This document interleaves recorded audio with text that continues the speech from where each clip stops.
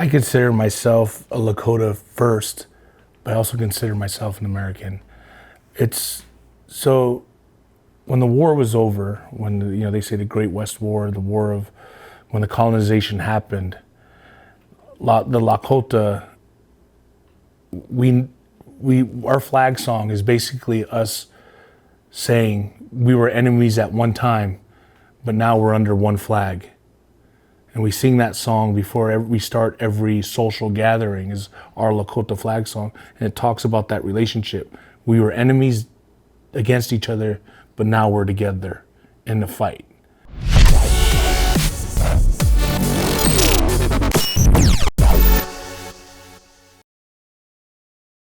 We have a special guest today, BraveHeart. Thank you for coming today. Hey, thank you for having me. Man, your story is incredible. You're a modern day warrior. You're a full-blooded Lakota, Native American. Yes, sir. And what a history the Lakota people have. It still is a very strong nation. Mm-hmm. And take us, give our audience a little bit of a history of the Lakota peoples, because we know there's many conflicting stories historically. Did they start in what is modern day Minnesota? Were they always part of the Great Plains? Break that down for us. So, a lot of history talks about being moved west, but I think what people don't realize is our creation story starts in the Black Hills. Our creation story starts where we use the word Hochoka, which means the center of everything. And our center of our universe is the Black Hills of South Dakota. We came from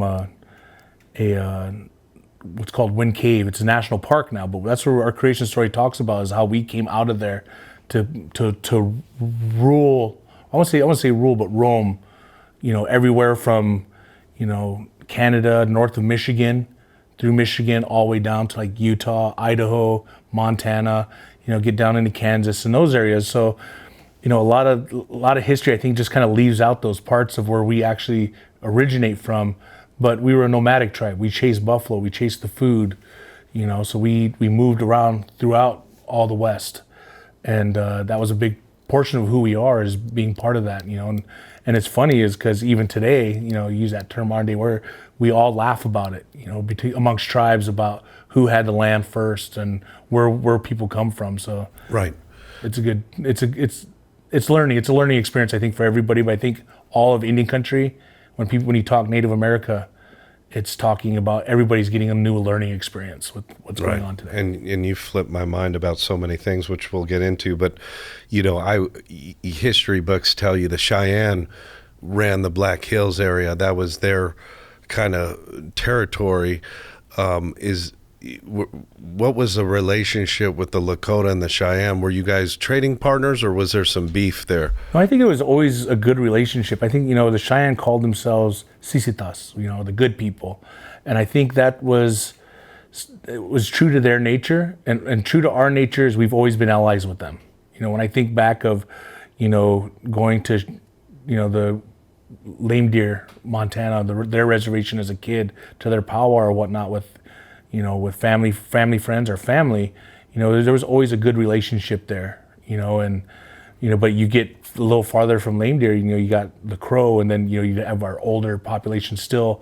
I mean, you'd still see that today, where you got, we still bicker amongst each other about history, so that wasn't far from Cheyenne Reservation. So, but we had a lot of people that we were close to, but we had a lot of people I think we had beef with, or Right. we just didn't agree on their viewpoint on how to deal with expansion of the West, or how to deal with the colonization of the West. Right. It's funny you mentioned, historical beefs, transcending into modern day world. Like if you see a Pawnee or a Crow or a Cree Native American, is there a beef, or is there a mutual respect among you and Lakota? Or I know you can't speak for the whole Lakota tribe. I would never say I speak for the whole tribe, but for me, it's more of it becomes funny. It becomes a joke amongst ourselves, right? Like we'll take jabs, we'll throw punches at each other, just to say, like if you're visiting with a Pawnee, like I have some Pawnee friends, I have Crow friends, and it's always that like jab, like, oh, you work for the U.S. government, you're on the other side, things like that. Because there was a time where the Lakota, we fought, tooth and nail, we fought everything we had to try to preserve our culture, identity, and our way of life. So, and we saw those other tribes that were okay with colonization, we would stand up against them. And today it's kind of like, it's a funny joke, I guess. It is good. It's pulling punches to know where we stand and where you stood. Right. You mentioned the U.S. government. Is it true the only war that we lost on this soil, meaning the U.S., was against the Lakota tribe? The Lakota, the Cheyenne, and some Arapaho. And we call it greasy grass, but I think his history calls it a little bighorn. And that's the only place, the only time the U.S. government has ever surrendered on their own soil was at the Battle of Little Bighorn on Custer's Last Stand. They waved the white flag, and we captured the flag. And so, like, to this day, we celebrate that victory. June 25th, 1876, when that battle happened, we honor Greasy Grass. That's Greasy Grass Day. That's a holiday for Lakota, and a lot of Indians I get around the country have taken that as a holiday also, and saying, hey, we celebrate with the Lakota, the Cheyenne, and them Arapaho that were there, and we celebrate with them because of what they did, and we made the U.S. government surrender on their own soil, and it's never happened since, and I don't think it'll ever happen because of how much influence the federal government now has over the entire continent. BraveHeart, you used the term Indian. I was, I felt awkward to use that term in front of you. Is that a diminutive term, or is that something Native Americans have accepted as an okay term? So I'm not gonna say I'm old, but I'm middle-aged, and I've been blessed with being around scholars from Vine to Loria and all these elders and stuff, throughout, North America, meeting all these Native Americans that have set the pathway for us to follow and try to change and do better for our people. But, I hear that term, the way it was explained to me, and I hear that term is the word Indian. And history tells us that, Indians they named us that because they were looking for India. But I mean, I think if anybody picked up a book or got on Google, India didn't become India until British colonization. And they found the Americas way before they found the British colonized India or Hindustan. So, in those old world texts, and you talk about what came to the United States and the Taino people, the Caribbean, that's who Columbus came upon. And what the people there saw was, even today we go to a population that hasn't been seen, or like in the Amazon, and, they look at us differently. And so I would say, if you use common sense, new people coming to your world that have all these objects great ships and animals that you've never seen, are they gods? What are they? And you would question yourself. And, that group of people going back to Europe and saying, well, what'd you find? They said, we found the children of God. And I've heard the term gente indios. I've heard that term, and that indios is what stuck. Indios, the God portion. That's fascinating. And I've heard that stick, because why would you name these people Indians if India didn't exist? But Hindustan existed. Yeah, he was looking for India, but that's what the modern history book tells you. Back then, they weren't looking for India. They were looking for Hindustan. They were looking for spices. But they come across these people that, one, treated them like gods because they were different, that they thought they were the god. And not necessarily saying we might have thought they were the god, but they thought they were the god. So there's different ways to take that context, but then that stuck. So if somebody's going to call me a child of God, or Indios, or something of God, a child of God, or treated us like God, or whatever, I'm okay with that, because I know they weren't looking for the Indian that we see today. They weren't looking for, that guy. Sure. That they're not looking for him. They were looking for that, but they got this.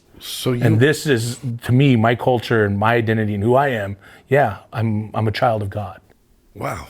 That blew my mind when you told me that, because so the term Indian is almost an endearing term. As I think about it, I don't get into this whole. I don't want to get into that whole politics, like where I hear other natives like, that's bad, because I've heard that, but to me it don't bother me. That's my choice to make as a Native American is, hey, I'm not going to let a term that I think is different than what you think. I'm not going to let that term change my point of view of who I am, and it's not going to hurt my feelings. You call me that one way or the other.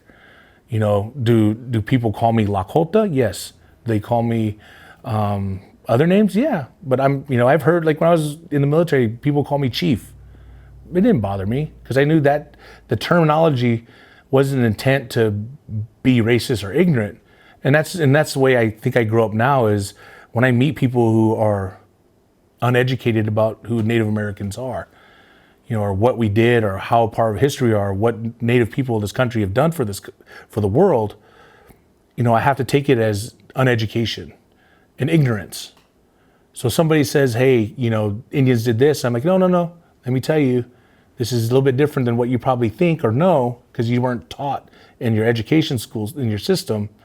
But I'm going to teach you something, and hopefully your ignorance will go away, or your uneducation will go away. But if you decide to still be ignorant and mad or say these stereotypes, then yeah, maybe I can use that term racist then. But I'm going to give you an opportunity to know who I am. I'm going to give you an opportunity to educate you with what I know. Interesting. And what I've learned in my life. Now let me ask you this. Is the NFL team, the Washington Redskins, the MLB team, the Cleveland Indians, we have a local high school here called the Arcadia Apaches. Are these an ode to the Native American, or are these diminutive in their nature? As a Native American, I understand, or as an adult human being, I understand what they're trying to convey. They say we're honoring the Native American. I know the Washington, the R word we call it. We have our word. There's the N word. There's our word. Our word is the R word, right? We don't say it. I'm just kidding. But those type of things, those derogatory things, I look at it as, yes, I understand that they're trying to honor us, but in reality, it's not the school itself. It's not Arcadia. It's not Washington. It's not Cleveland. That's the problem. The problem is the fan of the Yankees, the fan of Dallas, the fan of whatever high school that they're playing for homecoming. Because is it okay? Because I have a daughter, she's 18 years old now, out of high school. I got sons. Is it okay for my kids to see at a homecoming game, they're playing the Arcadia Apaches, to see an effigy of an Apache doll hung up by a neck and a noose and then burned? Because we're playing them, and it's in fun and games because we're playing homecoming, and it's about fighting them. Yes, I'm 1% of the population, but my kids deserve to live in the world, because in a world that is not okay. It's not okay for people to go around saying redskin and not understand where that true meaning comes from. The people of California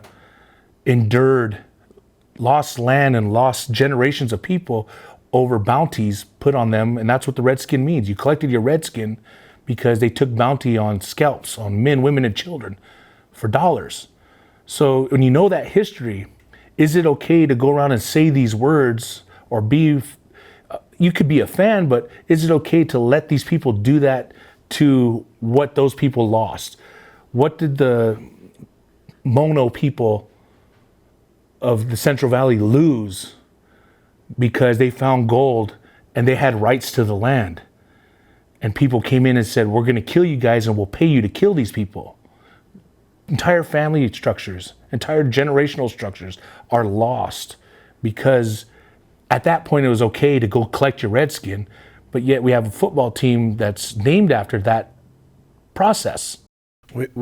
Are you telling me white Europeans would scalp Native Americans? Yeah.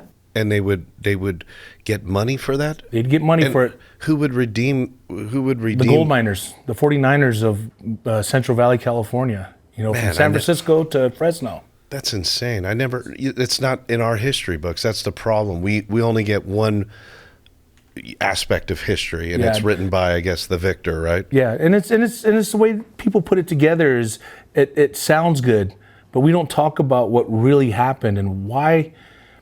And so that's why I can't be a fan of. I could be a fan of Washington, I guess, the Commanders, but I can't be a fan of that, of condoning the New York Yankee fan going in and say scalp the Indian, or let's kill the Indian, let's kill the Native American. I can't be a fan of a guy who puts a headdress on and war hoops around all over, thinking that's okay when that's a part of my identity as a Lakota. That's a part of a Native identity. And you're okay with pulling around. I mean, if I dressed up as the Pope and ran around and did this stuff in downtown LA, I'll get arrested. Right. And or if I dressed up as any other ethnic minority, I would get arrested. And it would stop at that moment. And we've gone enough generations that was okay with it, that now we should be not okay with it and say, yeah, you can be a crusader. There's no crusaders alive today. You can use the term warrior. Yeah, there's all different types of warriors, but figure out a different ethnic version of warrior. Right. That might not be alive today. So they can't defend themselves. We're still here. We should be able to defend ourselves and know what's right for our children, our generations going on. The other controversial thing, and we've kind of addressed it on this show, there's a gentleman named Iron Jacket who turned out to be a blonde-haired, blue-eyed Caucasian guy, but he was claiming Chichimeca, and he sold me. I mean, the guy had, spoken a different tongue and so forth. He also said he had Lakota in the background. And I've seen some commercials and I've seen some various things where you see these Caucasian-looking people, blue-eyed, blonde-haired, and they're claiming Native American. Elizabeth Warren went through that kind of thing, and you referred to the term as white passing. What are your thoughts about Caucasian-looking people claiming they're indigenous? I'll say this: there's a man by the name of Ryan Redcorn. He's a writer for the show called Reservation Dogs. He's a good friend of mine. I call him brother, and he'll tell you himself, or if you Google him, he looks like the whitest man on the earth. But I personally think he's more Native than I am. And the reason why I say that is like he knows his language. He lives on his reservation. He is constantly there with his people and doing everything he can to help all of Native America. And the term, like a lot of people it's a big topic right now within social media, is this white passing. And Native Americans, to me, if you're Native American and you live that life as a Native American, you're Native American. If you're living your life, that way of life, to be who you are, you identify, then be that. So I don't have a problem with Caucasian people saying they're Native Americans. I do have a problem with Caucasians that aren't Native Americans using Native American as a gateway, to get to things that they need, to use it as a way to make money. I'm Native American. I know there's problems in drugs and alcohol, so I'm gonna say I'm Native American so I can go be a drug and alcohol counselor and make a little bit more money because I'm self-identifying as Native American, but I'm not. I don't have that lineage back. And there's a lot of talk about how lineage works.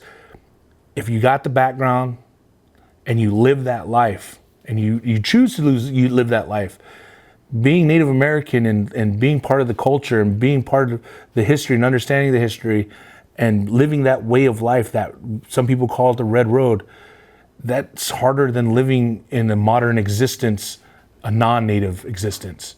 It's harder. But having a Native existence, that's a tough road to follow. A non-Native is a lot easier living that existence. So if you're going to choose that Native existence, your life is going to be harder because nothing is, as a Native American, I know the troubles, the trials and tribulations and troubles that I had to endure just to get where I'm at today, or to live the life that I live. So, kudos to those who identify but also have that lineage. I want those people with that lineage to keep that lineage goes on, because the more that non-nativeness comes into play and starts diluting Native America, then we disappear. And that's what the world thinks of us today, where we don't exist. Right. Because a lot of people have never seen a Native American in their life. I mean, I think the people who see this show is going to say, like, is he really a Native American? Yes, I'm Native. But if I'm the first one you see, and you identify it to learn your lineage, then start that path to live that life, that way of life, that native life. Right. You mentioned to me Custer, the famous U.S. Army military general, had a Lakota wife and had Lakota offspring, right? Yeah. How was his wife and children accepted in the tribe? Were they ostracized by the Lakota peoples, or were they welcomed in?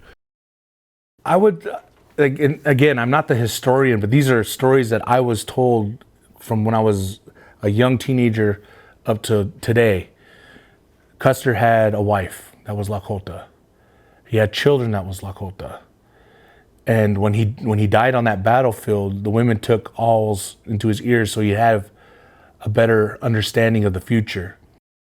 As Lakota, did we mutilate bodies? Yes. We cut fingers off, we cut ears off, cut noses off, cut tongues off. Not as war trophies, but as a reminder in their next life, as take this on with you so you remember what happened today or what you did in this lifetime to carry on with you the next. So, but being as a Lakota, once you're accepted, and I think this is true of all Indian cultures, once you're accepted into the family, or we say Oyate or Tiwahe or whatever, you're accepted into the family, there's a price to pay. And you have to, and what in the modern sense is you're gonna get roasted. I mean, if we're not roasting you, making jokes about you, you're the butt of our jokes. If we're not doing that to you, we don't like you. But if we're doing that to you, that means we like you. So just understand that's the price you're paying in the modern world. But back then, you had to provide. So, and today, I mean, that standard still holds true. You still have to provide. Right. I mean, that's that Lakota existence, that Lakota way of life, is being able to provide. And you mentioned to me, in the Lakota tribe, you could have many wives. However, you have to provide for those wives. So it's not like you could just it comes with a price. Yeah, it comes with a price. Like, you just didn't go to people and say, I'm taking you as a wife, and you just built up this harem like you were some sultan. That didn't happen. It's, hey, you might have lost your brother, you might have lost a cousin or an uncle, and his wife might be widowed. She's widowed, but couldn't remarry. Someone didn't marry her right away. Someone needed to provide for her. Someone needed to hunt for her, make sure she had meat for herself and her children. So yes, you would say, hey, come into my house. Come into the house where my wife is. She accepts you. Come in, and, we're going to exist together, but I have to provide. If you got 2 or 3 wives, can you imagine? I mean, it's still, I'm not going to say it's the modern standard, but I mean, but even back in those standards where life was harder, right? Was dealing with the natural elements and wildlife and finding food. Right. I mean, it wasn't easy to say, hey, I'm going to go take multiple wives. Like, no. I don't think a lot of people went and did that. How did the communal tribal system work? Like, if you went out, you had a nice kill, let's say you got a great elk or something like that, would you have to share with the tribe, or would that be just assigned to your own personal family? Or I'm going to say that from what I know is I would say it more towards the communal side, but you would have to take care of what you have to take care of. Gotcha. So say you did have an extra wife, or you had kids that you were taking care of that their dad and mother didn't make it, and you were taking those kids. Your portion would go to them, and then everything else went to everybody, because you can only sustain for so long yourself. So why would you hold a full elk for a month when most of the meat will probably be bad by a month? So, hey, I'm going to take care of my family right here. I got you, but you got me when you go. Your understanding was that the Lakota, the Iroquois, these people were truly indigenous in North America. We were taught in school that there was this Siberian Bering Strait where Asian people crossed into North America, and then that became the Native American diaspora. but you say that is untrue. And I think history, it makes it easy for historians not having to explain the past. It makes anthropologists and scientists, it gives them a free pass card to say, okay, was there people that came from the north down here? Yes. I mean, you got tribes down here like the Apache and the Navajo that speak Dene. It's the same language they speak up in Alaska. So that's not just, that's circumstance, right? That's not a coincidence. There's a reason why. So yes, there's people that came down here that weren't from here. But if you go to each tribe, they have their creation story on where they came from. And it goes back time millennial. It doesn't go back 10,000 years when they say this Bering Strait existed. But what's funny is that strait exists today. There's ice bridges there now if you wanted to cross it. Mm-hmm. Is there, what influence those people had when they came down? A lot of influence. But are they necessarily the people here? No. We still had other people from other tribes come down and live and be a part of those areas that they came to. So you believe the Lakota were indigenous, they were birthed on the soil of North America? Yes. There's no question about that. No question about it. Okay. And, I mean, I grew up with that story, and I mean that I grew up with that oral teaching. So that's another thing about Native people is you're trying to teach. And I think like today, this culture that we live in today, I wouldn't necessarily call it a culture, but they're very big on telling, it was Vine, but TikToks and things like that is an oral history of what's going on. They're talking and they're telling it over and over and over and over again. And that's teaching a history. So back for us a long time ago, that's what the elders did, is keep the message going. Keep the oral tradition going by telling the stories, singing the songs, right, teaching the songs to these kids. We have our original songs. We have original songs that came with our pipe ceremony. We have original songs that came with all our different ceremonies. So to say that, that oral history, like our culture is dead, we know as Lakota it's not, because we still have those songs. We still have those ceremonies, and we still practice them today. So BraveHeart, you mentioned ceremonies, and we've all seen the perennial Native American ceremonies. The one that stands out the most was when you take an antler horn, pierce it through your chest, tie it to rope, and hang it from a tree. I thought that was all Hollywood bullshit till you showed me the scars both on your back and your chest. Tell us the significance of that ceremony, what the Lakota called it, and the implications it has within the tribe. So we have 7 spiritual ceremonies that we take. We have the Wewangwachi, what you're just mentioning, Sundance. We have Anipi, which is a sweat lodge ceremony.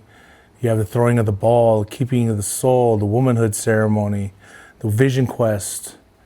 There's all these ceremonies that we have that have they're different points of your life, but they have different meanings. You might do them multiple times. You might do some weekly. So you might do some once a year. You might do it a few times in your life. But Sundance ceremony is a ceremony where we bring a tree and we create an altar. We bring a tree into the Sundance grounds. And right. And with this tree is we tie ropes to it and we pray to it. And we set our offerings on this tree, and whatever our personal offerings are. We put this on this tree and we set it up, and then the ceremony starts then when that tree stood up, and we do 4 days and 4 nights of no food, no water, and we dance from sun up to sundown, 7 rounds throughout the day. And at some point we pierce or we give flesh. We take in either a carved bone, usually the front leg of a buffalo, or we do an antler, and then they take that and they put it in your skin, and then you tie a rope to it, and you pray to the tree, and you pray. And the interesting thing about a lot of ceremony that growing up in that world is never about yourself or never about those around you directly, your family or any of that stuff. It was always directed about the good of all people, the good of the people. So like we'd be in that arbor or that Sundance grounds where we'd be dancing and praying. It was never about, I want money or I want riches or I want this. It was always about the health of the people. We want the people to survive. And if we keep doing this, the people will survive.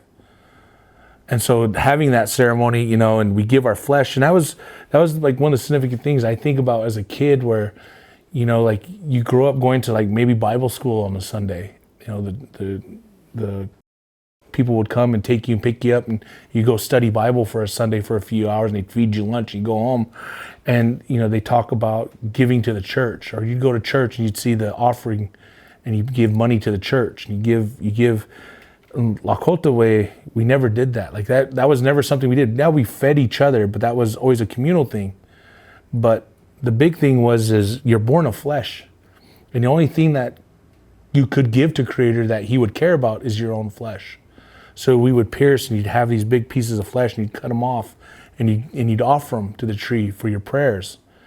But you'd also have, small offerings throughout the year where you'd give little pieces of your flesh.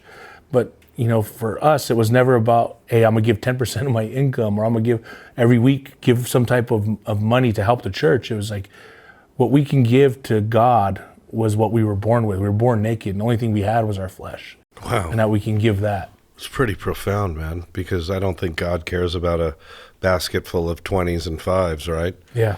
But to put your flesh on the line. Definitely. That's pretty significant, and it's a flesh offering. And, people might interpret that different ways, but, it's certainly hardcore. And you've done it, 7 times now? Yeah, 7 years. Can I ask you, what, after the first one, didn't you make your point, or you just felt, was it a spiritual Usually the calling? ceremony is like a 4-year commitment. Okay. And then you give thanks afterwards. You give what's called a wopula, humble thank you. And the people you participated with, you offered them, things that might help them, towels, you just get what's called a giveaway. But I just always felt like there was times where I was like, I need to do this. And it was either something significant or something detrimental was going on in not my life, but in somebody else's, that they needed the help and I wanted to help. Right. So I said, okay, I'll go step back in that circle. And it's hard to talk about it because it's such a personal experience. Right. That like, it's one of those things where it's like, I did it because not that I wanted to, but you had to. And a lot of people, like I remember when, people talk about how things get easier as time goes on. Every time that I experienced that ceremony, it was harder and harder and harder and harder. And I cried harder and harder every time it happened. Wow. Because it's painful. I mean, it's just, you remember the pain from the years before, and then you start to remember other things that happened years before. And, it never got easier. But in our spirituality and our way of life, that's what you did to help. When you pray, are you praying to multiple creators?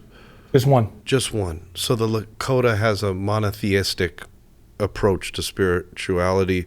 Is there other gods in the religion or the way of life? So we don't necessarily have a religion, and that's the one thing that makes it special. Is it's not necessarily a religion. It's not necessarily spirituality. It's definitely a way of life. You're held to the actions, the words you say, the promises you make. You keep yourself to that word. But is there multiple gods? No. You pray to everything that's living. Everything has a spirit to itself. Even the rocks. Those, to us, the rocks are the oldest being of this planet. And some are older than others. And you could tell which ones are older by, perfectly round rocks. Rocks that were shaped perfectly round are some of the oldest spirits in this world, because how did they get that perfect shape? How did they get that perfect spherical shape? Interesting. And then, and then everything has a breath. Everything is waka or sacred. So it's, everything from trees, grass, everything, you put it in the context of like, I don't necessarily say it's a god, but like you say Unchimaka, which is grandmother land or earth. It's easy to say that, to kind of cover when you're praying. And then you pray to every direction of the wind brings something different. The winds from the north bring cold, winds from the south bring warmth, sun comes in the east, sets in the west. All these different winds and how that stuff works, it's a different part of that spirituality and how you prayed and when you prayed and why. Do you consider yourself an American, or are you a Lakota?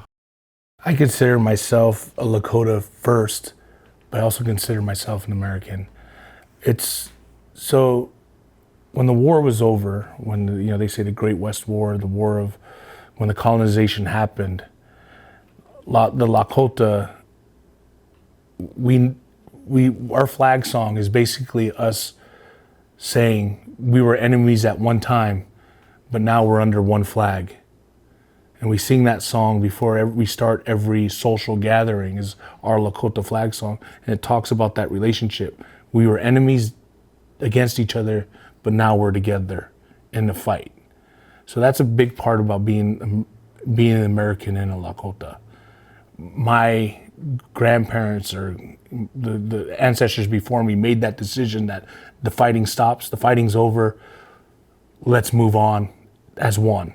So we took our place in society as citizens, and I'm a citizen of this country. I will be Lakota first. I will be that person that's gonna fight for what's right for Native people first, not just Lakotas, all Native people. It's just making sure that the fight's a just one. Right. No, that's interesting, because the Lakota nation is really a sovereign nation, correct? Yes. And it's on the soil of their homeland. However, that territory has been claimed by the United States of America. And so it's very tricky, and it creates a lot of conflict. And that conflict has had some devastating effects over the years. And you look at reservations, and they're some of the poorest places in America, right? Yes. Why do you think that is? Why do you think the Native American peoples have been, I mean, we know they've been pushed down for centuries, but why haven't they picked themselves up out of the dirt, man? So, I think a lot of places, look at history and they'll say, well, it's because federal government gave us the worst part of the country. They gave us the worst land. We can't farm it, but we're not farmers. There's nothing about my culture or our way of life that we were farmers. What I think it has a lot to do with, creating dependency within the federal government, creating a dependency by saying, we're going to make you dependent on us. We're going to create a way of life that you have to adhere to. And so that created dependency. The federal government was able to take away the man's role. We're not going to let you hunt. So you're not allowed to hunt anymore. So we're going to give you beef and pork and whatnot, chicken out of, processed. So we're going to take that man's role away. So that created its own problems within Indian country. Then they said it wasn't okay for us to practice our culture. Not till 1977 was it legal for our people to practice, Indian people, this is not just Lakotas, Native American people to practice their own culture and religion in this country, on a country founded on freedom of religion. And then you take away the aspect of not giving us the ability to educate our youth the right way. Give them the tools that they need, not just in a educational sense with the school system, with post-secondary schooling and all that. It's tough for Native American kids, but also giving them the ability to just see the world and what it's like outside there. I mean, the reservation is its own little area that people get used to what is there and not wanting to see what's outside of that, what's outside that box, and create a system of saying, hey, how can we make them want more for themselves without trying to take the Indian out of them, the Native American out of them? How can we educate these people to say, hey, be proud of who you are, keep your identity, but not try to make them non-Native, give them a non-Native identity, give them a non-Native existence. how do they keep that native existence and educate themselves? I don't think that problem has been solved yet. And then you have a world that's just ignorant to them that we don't exist, and they want to keep that native existence. And I think they just get scared of coming out into the world where people are like, natives don't exist, you're dead. You don't, who do you mean you're native? Or then you got all the other stereotypes, alcoholism, all this other stuff that history has said these are who native people are. So it makes it tough. It makes it tough for kids trying to move off the reservation and do something for themselves. BraveHeart, do you think that suppression was done by design or just circumstantial? No, I think a lot of it was done by design, but the circumstances very well got multiplied by that design. And I think that's what's happening in the world today is, they took our guns away. They took our religion away. They took our way of life. And now you have a federal government that's moving in that same direction to its own people now, taking the guns away, taking their way of life away, taking their ability to how they want to pray, and saying you can't do this in your schools, you can't do this in your churches. And so I think it's on a grander scale, at a slower scale, it's happening to the rest of the United States because they learned the lesson from us. Sure. They're starting to make us dependent on them. It's not just reservations. I mean, you talk about African American communities. It's that same stuff. It's just getting wider. The broadness is getting way farther out there. The envelope is getting bigger, and the way you can do that is, big pharmacy is giving the drugs out to these communities, the wide-reaching community, and and saying, come into here. The federal government is taking your rights away. Come into here. You don't want these rights, so come into here. It's bad to have these rights. Those people are bad because they want those rights. You want to not have these rights, and taking more of your ability to choose makes that aspect of what's going on in this world way more strong. Yeah. Lately, national news has covered the sad stories and tragic stories of Native American women that have gone missing. And I asked you about this, and I asked you, is this tribal people that are hurting their own women? And you said it isn't. Tell me where these cold cases are going, man. So it's necessarily, and then I'm not going to say it's not just tribal. I'm not going to say it's not just Native. It's the system. You have a system of two jurisdictions, tribal and non-tribal. A girl goes missing, non-tribal or tribal, they don't have the ability to talk to each other and say, like here, if you were gone 24 hours and somebody noticed, they can file a missing persons report, and there's a process that starts at that moment to try to find you. But when you got a Native American reservation, let's say in Northern California, and this girl said she was going to Disneyland in Anaheim, and so she comes down here, and then her family doesn't hear from her for a week, and then they finally file that missing persons report, and they call Anaheim. There's no way for those jurisdictions to be like, okay, how do we serve this function? So now you got months that go by before something is actually done. And now you got these women who are either taken into some type of trade or kidnapped or murdered. And there's not a voice or a system for them for where her own family could find her or her own family could reach out to her, or a system where where she is lost or she gets hurt down here in Anaheim, where they can reach out to where she's from, Northern California, South Dakota, Arizona, and say, hey, we found this person that's from your reservation. What should we do? How can we help? Where's her family? Who can we contact? Oh. There's none of this stuff that's there. Shock. But if it's Anaheim and Phoenix, they know what to do. Right. Because it happens that way. That's shocking. I thought that, Lakota tribal police would have the same database and cooperative efforts with other jurisdictions, but that's not the case. That's not the case. So there's a bottleneck there. There's a bottleneck there. And then you got industries that prey on that. People get into these industries, that'd be trucking or oil or whatever the industry is, that they don't, they come on the reservation, they're off the reservation like that.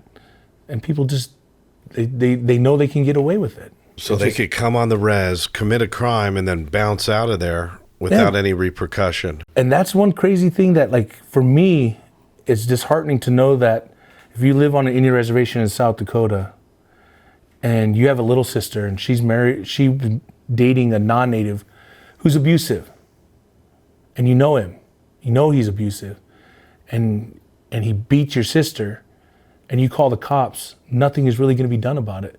And the reason why is because we have all these separate jurisdictions. The federal government doesn't want Native Americans to have jurisdiction over non-natives. They don't want to give us the ability to say, like, we want to punish you for hurting one of our own, so we're going to put you in jail. They don't want to give us that opportunity to say, like, we saw you do it. We have witnesses that said you do it. A court of law have said you're guilty. Serve the time. That doesn't exist. So people get away with that. And then the big part of that was the Violence Against Women Act. But the tribes still don't have that jurisdiction. The federal government is making them go through all these hoops and ladders and chutes to say, okay, once you get all this stuff crossed over, we'll let you detain them for a while, but you can't really necessarily put them in prison. We're not going to let you do that.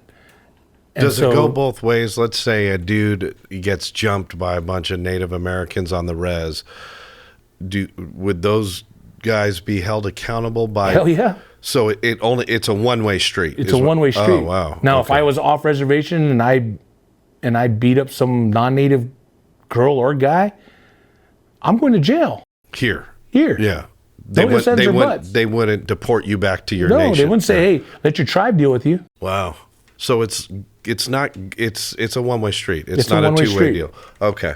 That has to change, and I'm sure there's some reform in play. They're trying with the Violence Against Women Act, but trying to write that legislation.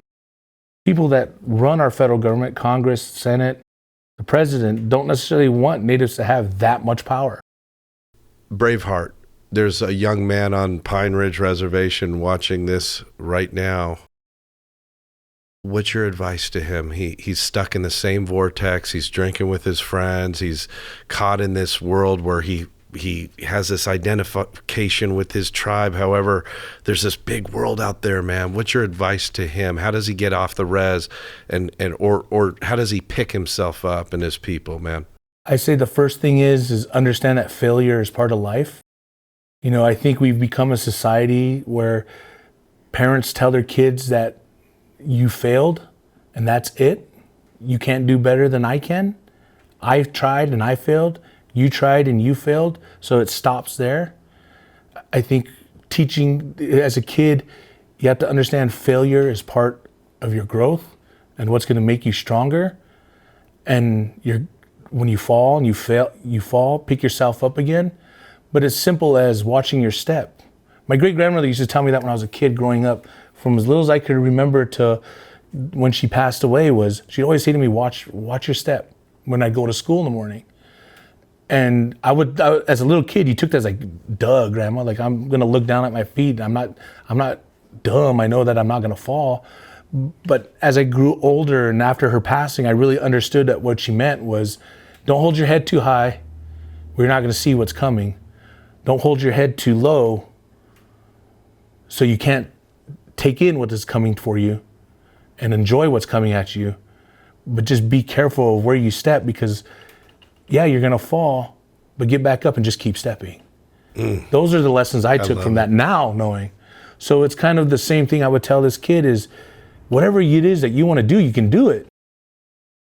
Understand failure, watch your step, but keep rising and keep moving forward. And it ties in exactly to what we were talking about with your tattoo.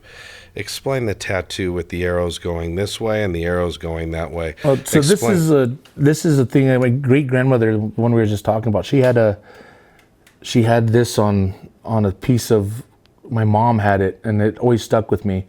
And so I put this, it's on my back also, but there's 7 teepees here, go around, there's 6 here and there's 1 here.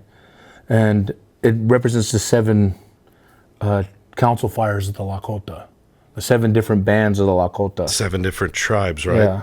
And then this right here, these are the oldest designs that they can think of in Lakota history or Plains culture.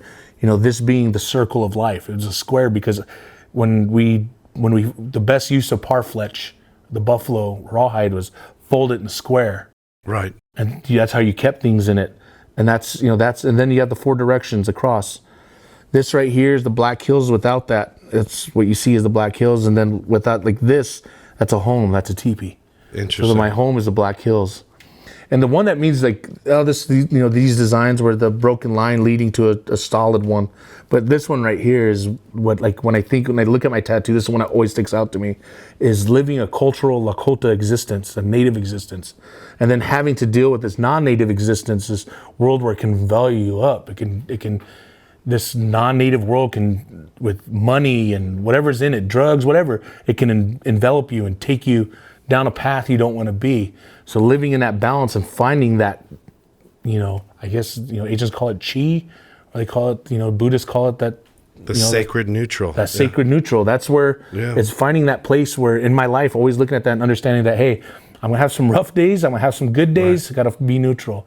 I'm going to be I got to understand my culture, but I can't let this non-native existence that I'm in envelop that also, or vice versa. My native existence enveloping what I'm trying to do in my life for my family and my kids and my loved ones. I don't want that to take over either. Some deep meaning there, Braveheart, deep meaning. And I love the sacred neutral aspect, because that's what we're all trying to achieve, man, is we want to keep the highs to a minimum and the lows to a minimum. We want to fly straight. Yeah. Right? We want to maintain, we want to have work-life balance.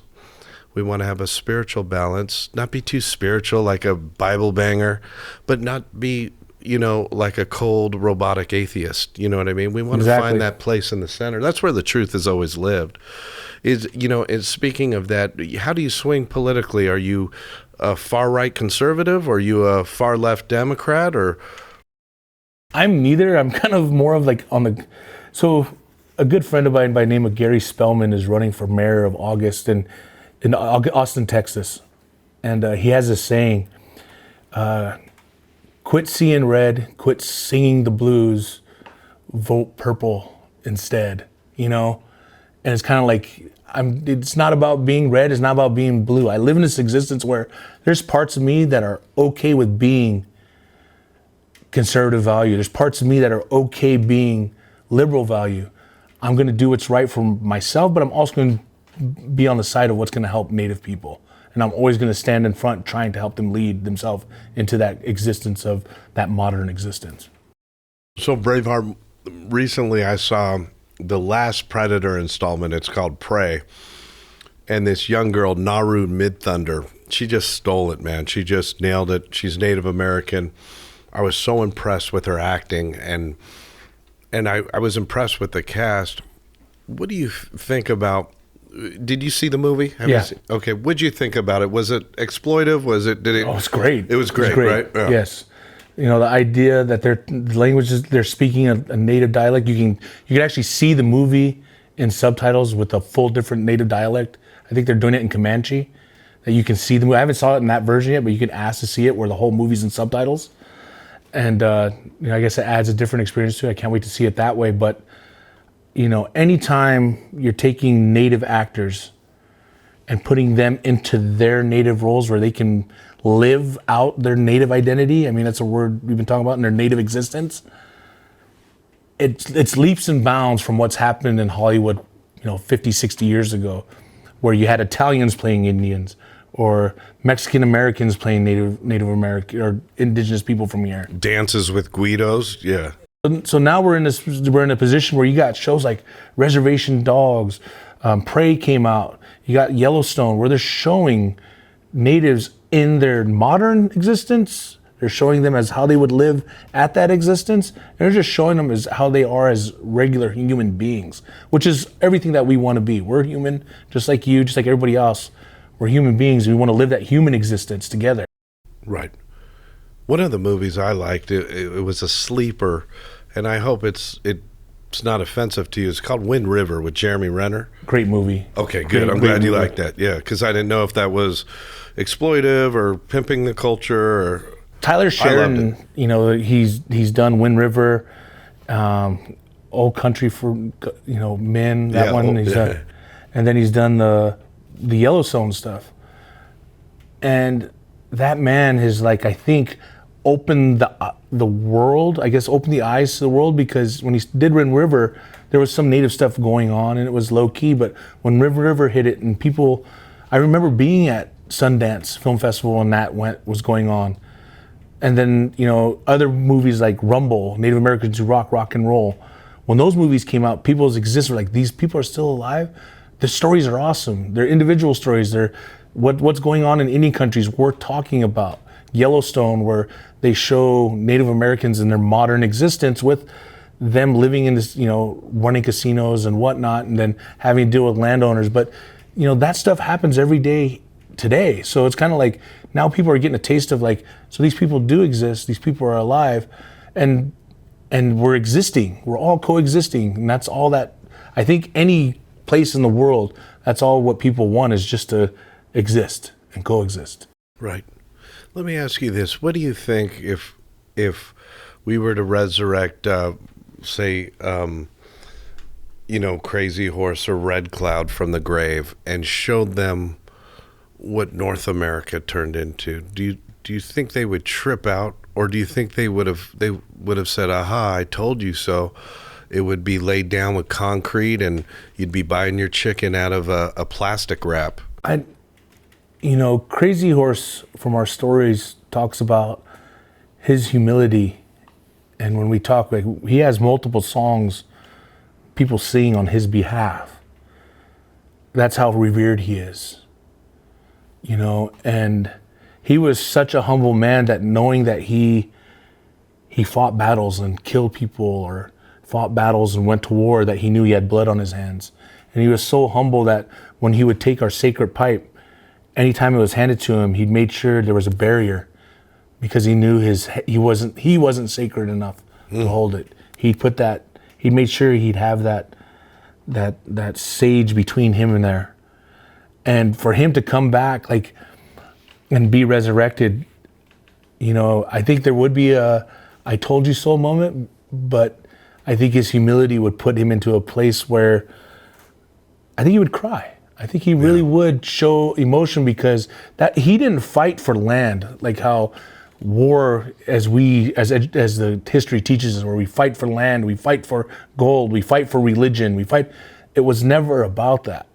Our wars were never fought to get something of value. Right. Our wars were fought for the ability to keep our way of life, to keep our culture, to keep who we are strong. Interesting. So seeing a big portion of Indian country, if it wasn't just Lakotas, all Native Americans, so much generational loss has happened since colonization. So much family structure have been murdered. So much generations have been murdered, and whole civilizations destroyed over the name of expansion, the manifest destiny. I think somebody from that era, let it be Crazy Horse or just somebody, some unknown person, be resurrected to this, what they see today, I think it would create despair and sadness, because all we wanted was our way of life. That's all we ever wanted. And it could continue to this day. That's all we want. Our culture, our language, our way of life, our ability to speak. That's it. Wow. Well, BraveHeart, this has been awesome, man. And do you interact with a lot of people on Facebook, IG? Do you have, like, if our audience reached out to you for advice or just some clarity about the culture? All the time. Cool, man. What's your IG handle, BraveHeart? That Indian guy, and it's this THAT, the letters NDN, and then guy. Not Indian, but that NDN, just the letters NDN guy. Interesting. And your Facebook, do you do Jason BraveHeart, Jason Moses BraveHeart. People will find me on there. Cool, man. BraveHeart, thank you so much for sharing not only your culture but your spirit, and being a role model for all people, but especially Indigenous children growing up in low opportunity zones like Indian reses and stuff like that. You're a man who made it out, and hopefully people can see the way out through you. Thank you. I appreciate that. Thank you, sir. Ain't no problem. Anytime.